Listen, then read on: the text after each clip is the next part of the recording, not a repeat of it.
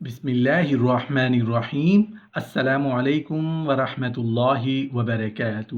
نحمدہ ونصلی علی رسولہ الکریم، اما بعد۔ مولوی حضرات اس بارے میں کیوں نہیں بات کرتے کہ اگر نماز میں ہوا خارج ہو جائے تو مقتدی کو کیا کرنا چاہیے؟ محترم ناظرین، نماز دین اسلام کا اہم رکن ہے۔ نماز ادا کرنے کے لیے جگہ، جسم اور کپڑوں کا پاک ہونا نماز کی شرائط ہیں۔ اللہ پاک حق اور سچ بات کو بتاتے ہوئے نہیں شرماتا۔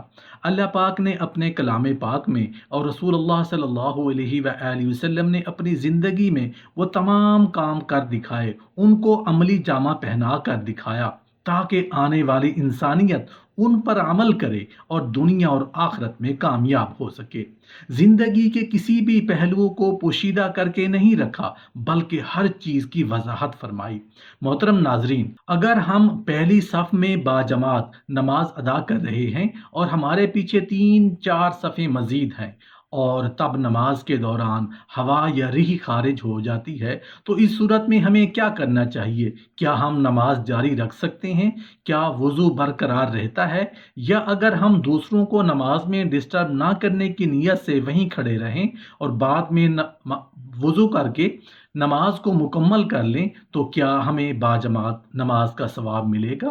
یہ ایسے سوالات ہیں کہ جن کے بارے میں پوچھنے سے بھی ہم شرماتے ہیں، اور پھر جب کبھی ہمارے ساتھ ایسا معاملہ پیش آئے تو ناعلم ہونے کی وجہ سے ہم اپنی نماز خراب کر بیٹھتے ہیں، بلکہ اکثر اوقات تو ہم ثواب کی بجائے گناہ ہی حاصل کر بیٹھتے ہیں۔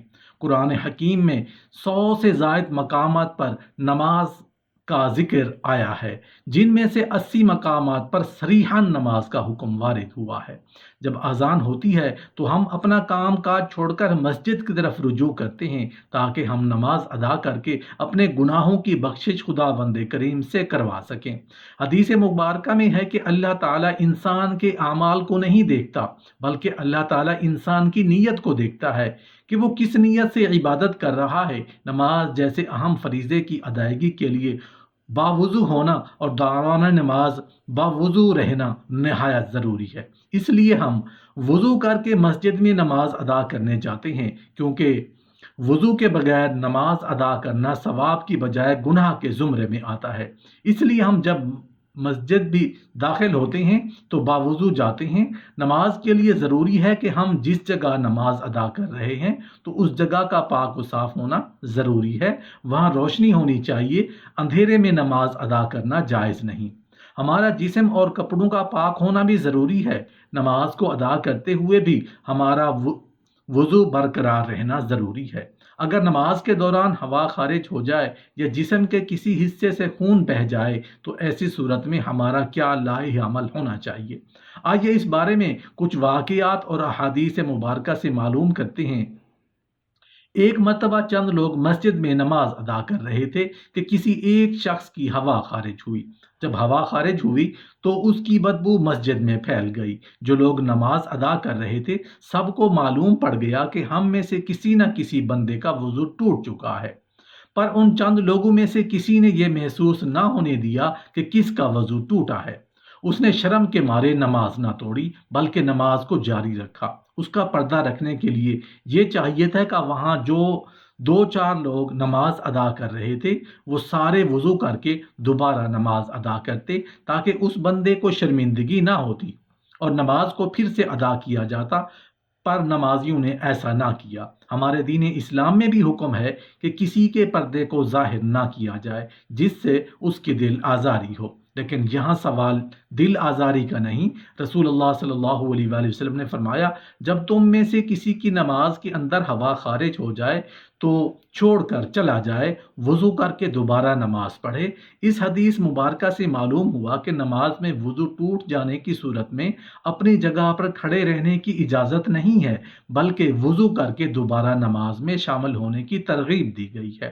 ایک اور روایت میں ہے کہ حضرت عائشہ صدیقہ رضی اللہ عنہا کا بیان ہے کہ رسول اللہ صلی اللہ علیہ وآلہ وسلم نے ارشاد فرمایا، جسے نماز میں قے نقصیر یا مزی آ جائے وہ لوٹ کر وضو کرے اور جہاں نماز کو چھوڑا تھا وہیں سے شروع کر دے، لیکن اس درمیان میں کلام نہ کرے۔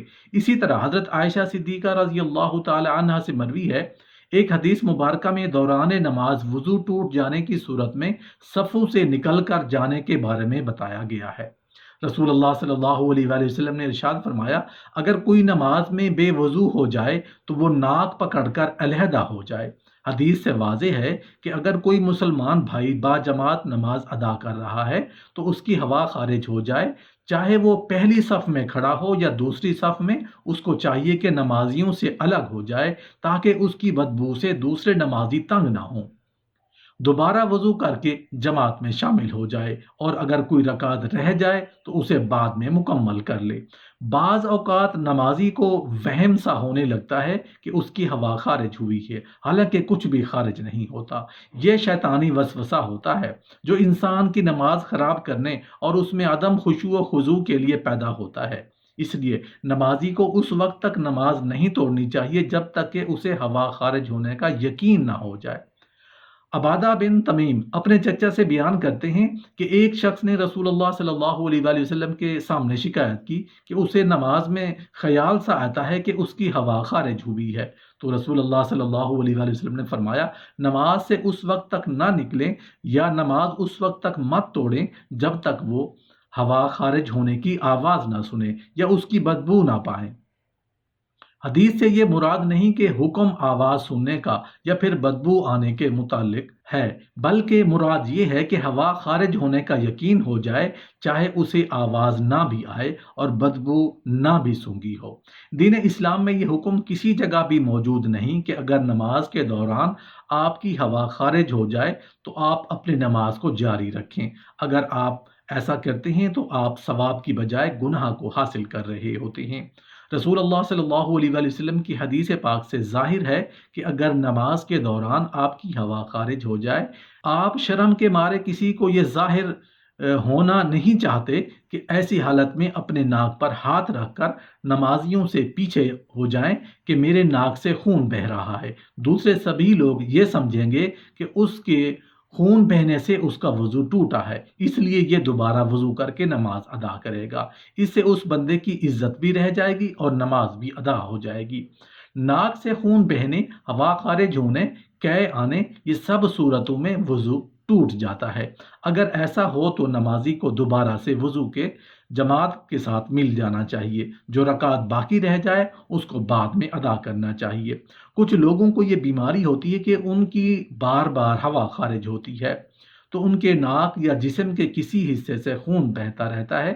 شوگر کی وجہ سے پیشاب کے قطرے مسلسل گرتے رہتے ہیں، تو ان لوگوں کے لیے حکم ہے کہ وہ ہر نماز سے پہلے تازہ وضو کر کے نماز ادا کریں۔ اگر ابھی وضو کیا ہے اور نماز کے لیے کھڑا نہیں ہوا تو اس کی ہوا خارج ہو گئی ہے یا اس کو قے آ گئی ہے، تو وہ پھر دوبارہ سے وضو کر کے نماز کے لیے کھڑا ہو جائے۔ اگر وہ ایسا نہیں کرتا تو اس کی نماز قبول نہیں ہوگی۔ یہ بھی یاد رہے کہ اگر ہوا اخراج کا تقاضا ہو تو ریح کا بامشقت روک کر نماز مکمل کرنا مکروہ تحریمی ہے۔ البتہ اگر نماز قضا ہو رہی ہو تو نماز قضا کرنے کی بجائے ریح کو قابو کر کے نماز مکمل کرنا بہتر ہے۔